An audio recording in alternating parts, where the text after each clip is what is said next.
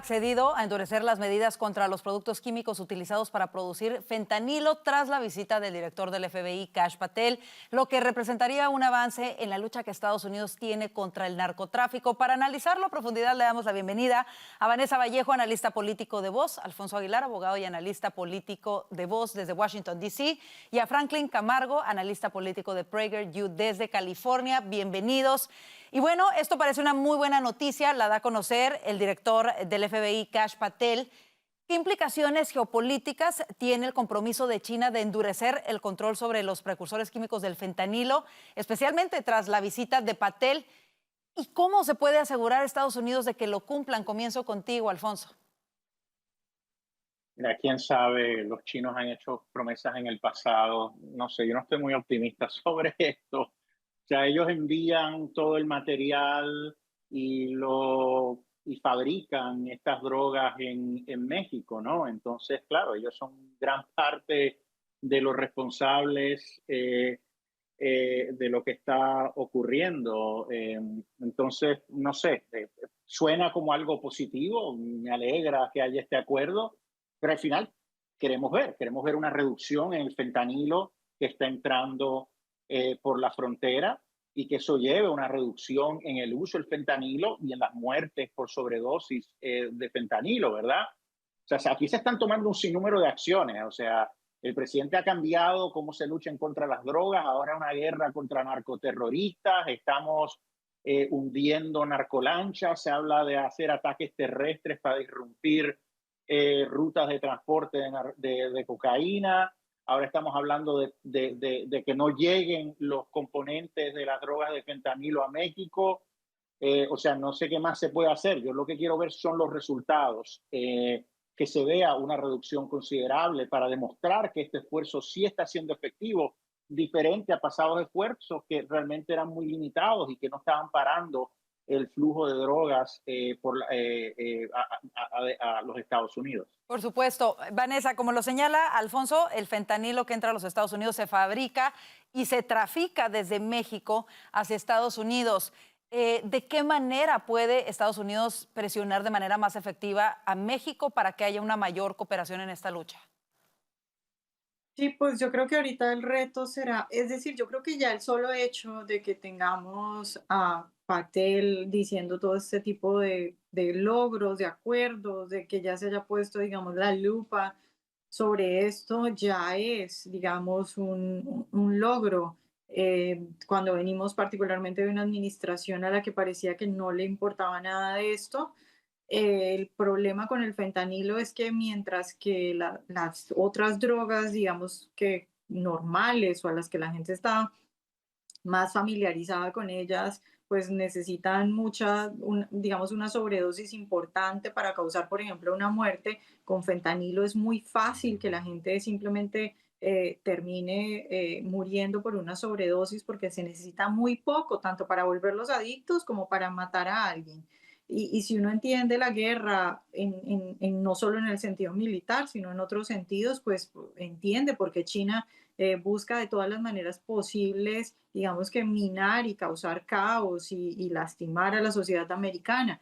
La pregunta obviamente es esa y supongo que eso es en lo que está trabajando la administración después de estos acuerdos, cómo se puede garantizar que eso efectivamente suceda. Evidentemente hemos visto un presidente Trump que utiliza la economía, los aranceles y ya ahora incluso la fuerza para presionar a los países y amedrentar a los narcotraficantes. Entonces supongo que en medio de esa estrategia también tiene que estar México, porque pues evidentemente México es ahí ese país donde ¿cómo se dice eso? Se prepara, Claro. se prepara el fentanilo y luego se exporta a Estados Unidos. Además, nuestro vecino, ¿no? Vecino aquí directo. Ahora, la lucha que Estados Unidos tiene contra el narcotráfico, el narcoterrorismo, tiene muchos frentes, como lo vemos y estamos hablando en el caso de China.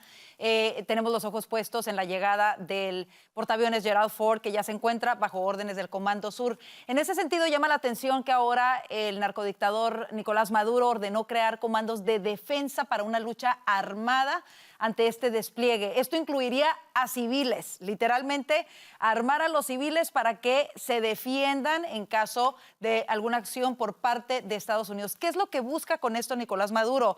Una situación de anarquía y resistencia guerrillera que quizá haga dudar a Trump de un ataque terrestre. Franklin, ¿cómo lo ves?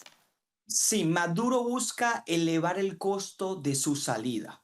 A ver, ni siquiera es un debate que si Donald Trump mañana decidiera atacar quirúrgicamente a Maduro o incluso, algo que no va a suceder, pero lo planteo como ejemplo, una invasión como sucedió a finales de los 80 en Panamá, al estilo Noruega, con en ese momento 27.000 soldados. En Venezuela se requeriría al menos 10 veces eso por el territorio venezolano. Si Donald Trump decidiera hacerlo, Maduro no tendría ninguna capacidad militar real de soportar dicho ataque. No, tampoco ni siquiera la capacidad de soportar ataques quirúrgicos. Entonces, de este modo, lo que busca hacer Maduro es elevar el costo de su salida. En términos muy simples, ¿me vas a sacar? ¿Buscas sacarme bajo la fuerza? Bueno, yo voy a hacer todo lo posible hasta que esté aquí para que dicha salida sea lo más caótica, lo más problemática y con lo que tengas que lidiar después sea también, sí, complicado, caótico. Y eso es justamente lo que está haciendo Nicolás Maduro con esta clase de declaraciones, con lo que han reportado algunos medios e incluso también con los milicianos. Venezuela ha sido un país donde sí, primero nunca tuvo una cultura de armas de ciudadanos o individuos privados como sí lo tiene y lo ha tenido Estados Unidos, pero además esas pequeñas posibilidades o vías que existían para tener armas de una manera o forma legal fueron canceladas por parte de la dictadura chavista. Pero al mismo tiempo ellos armaron a un sector de la sociedad que apoyaba al chavismo, lo que los venezolanos por mucho tiempo hemos llamado los colectivos, lo que también ahora se denominan como milicianos. Son civiles que no tienen entrenamiento militar, pero que pueden tener tranquilamente un fusil en su casa, mientras que todos los ciudadanos opositores o incluso la inmensa mayoría de los venezolanos no tienen ningún tipo de arma. Lo que busca Nicolás Maduro es enviar un mensaje, es, ok, yo quizá no tengo un ejército, una infraestructura lo suficientemente fuerte, poderosa para combatir o luchar contra los americanos, pero sí puedo hacer que dicha transición política o dichas operaciones sean lo más caóticas o lo más problemáticas para ti posibles. Al final esto es una guerra de discursos y también es una guerra de disuasión. Está abierto el debate y el análisis. Esos milicianos que hoy están armados saldrían verdaderamente a defender la patria, a defender la revolución. ¿Cuántos de ellos sí estarían dispuestos? Claro. ¿Qué tanto impacto tendría? Esas son preguntas que obviamente son más que válidas hacer. Pero por cierto, son milicianos que no tienen ningún tipo de entrenamiento militar, Claro. tienen sobrepeso, son personas capacitadas en lo más mínimo, pero con un fusil en la mano es un problema. ¿O cuántos de ellos en realidad piden a gritos ayuda o han estado pidiendo ayuda, ¿no? Desde las elecciones pasadas que no se respetaron? Vámonos al siguiente tema que hoy hace titulares. Hoy nos encontramos en un momento clave aquí en Estados Unidos. El Comité de Reglas de la Cámara ha aprobado el proyecto de ley que podría ponerle fin a este cierre de gobierno. En este momento justo se está discutiendo en el Pleno de la Cámara, al momento que estamos grabando este panel. Comienzo contigo, Alfonso, va a terminar de una manera u otra en las próximas horas el cierre más largo, pero ¿cuáles son las consecuencias? ¿Cuál es la matemática, los daños, el recuento de daños de este cierre de gobierno?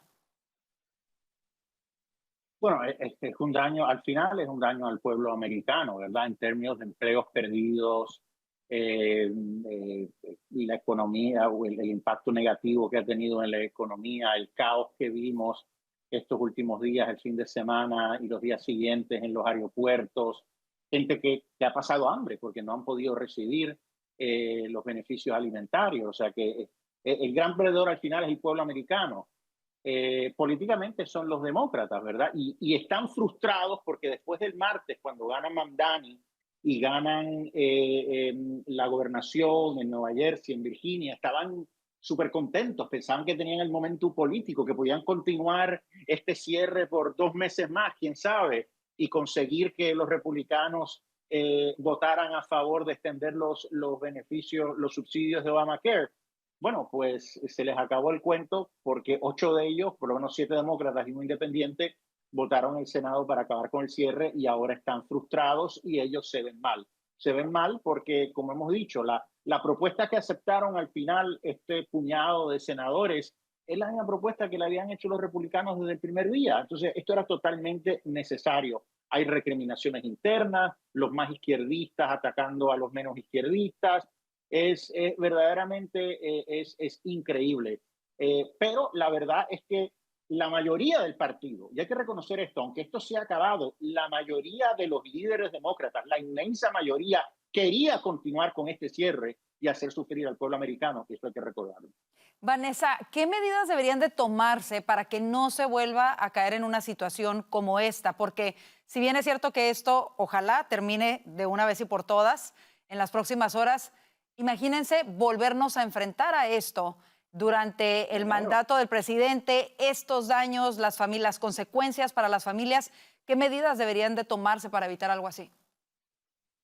Pues yo creo que está en las manos de los votantes y de la gente que puede llamar a sus congresistas y a sus senadores y reclamarles lo que ha sucedido. Ahora la verdad es que si uno mira las encuestas no son claras en el sentido de que la gente en su mayoría rechace esta decisión de los demócratas. Es muy raro el resultado de las encuestas por ahora. Eso sí, lo que sí hay que dejar claro es que lo que las encuestas muestran es que la popularidad del presidente Trump no se vio afectada durante este cierre, en algunas incluso subió, pero eso no quiere decir que la mayoría de los americanos culpen a los demócratas. Por lo menos no se ve en las encuestas. Entonces es una cuestión muy rara lo que está pasando acá. Y creo que la única forma de que recapaciten es eso, que la gente pueda poner su voz y que ellos entiendan eso. Pero la verdad lo que vemos es un partido demócrata tomado por el ala más radical, entonces no parece que hubiera como un proceso de reflexión acá. Cerramos este tema contigo, Franklin. ¿Qué pueden hacer los conservadores para capitalizar este momento? Y si tú crees que valdría la pena la eliminación del filibuster, específicamente para evitar cierres de gobierno. No, bueno, si es específicamente esa la regla, yo estaría un poco más inclinado a poder hacerlo. Eliminar el filibuster en su totalidad, obviamente no. Si se hace como se hizo en años anteriores, vamos a reducir la cantidad de votos necesarios y que no existan las trabas del partido minoritario para elegir o para nominar a un juez a la Corte Suprema de Justicia. Si se hace lo mismo para la discusión del presupuesto, yo estaría un poco más inclinado a hacerlo. Pero en general esto es, y lamento decirlo, muy probable que vuelva a ocurrir, porque no tenía un verdadero propósito presupuestario, sino una agenda y una inclinación política. Durante los últimos 40 días, ambos partidos políticos se señalaron al otro como culpables. Los demócratas decían en reiteradas ocasiones que este cierre de gobierno era un cierre de gobierno republicano, era de los republicanos, ellos eran los culpables. Bueno, hay un ejercicio intelectual muy honesto que podemos hacer en estos momentos. Una pregunta: ¿quién hoy está feliz con que se abra el gobierno nuevamente y quién parece estar molesto? Dado que los demócratas parecen en su mayoría ser los que están molestos con que se abra nuevamente el gobierno, definitivamente era un cierre de gobierno que ellos estaban buscando y que ellos estaban apoyando. Y de hecho, incluso Fetterman lo ha dicho claramente criticando a miembros de su propio partido. ¿Qué está sucediendo? Que actualmente la discusión del presupuesto y la necesidad de mantener el gobierno abierto se está convirtiendo en una oportunidad para secuestrar este proceso e intentar avanzar una agenda política en particular. Por supuesto que se tiene que debatir sobre el sistema de salud en Estados Unidos. Por supuesto que se requieren cambios y, por cierto, los republicanos deberían tener un plan más en concreto y esa sería mi crítica hacia ellos. Pero no puede secuestrar el proceso de aprobar el presupuesto y el cierre de gobierno simplemente para obligar al partido, que además tiene la mayoría, a que obedezca tus peticiones. Y por cierto, para culminar, el Partido Demócrata hoy, el liderazgo Schumer, está sacando memos, está sacando comunicados en donde dice que aquellos 8 que apoyaron abrir el gobierno nuevamente en la Cámara Alta, en el Senado, traicionaron a los empleados públicos, traicionaron a quienes están esperando por beneficios públicos que no pudieron recibirlos en estos días. Perdón. De hecho, quienes más se benefician de que nuevamente se vuelva a abrir el gobierno son claramente los empleados públicos, quienes o no estuvieron trabajando o si eran esenciales trabajaban sin ningún tipo de sueldo. Pero esto era claramente una agenda y una Claro. estrategia política. Así es, desafortunadamente. Lo escuchamos en propia voz de los legisladores demócratas. Por ejemplo, Rubén Gallego, cuando fue cuestionado en CNN de por qué en tantas ocasiones habían votado por una resolución continua y en esta ocasión no. Él claramente respondió porque el presidente es Trump. Había una agenda ahí que ha lastimado. Honesto. Fue honesto, exactamente. Ahí está, ni siquiera lo escondieron. Con eso nos vamos a la pausa comercial. Quédese con nosotros, aún hay más aquí en el panel de Voz News.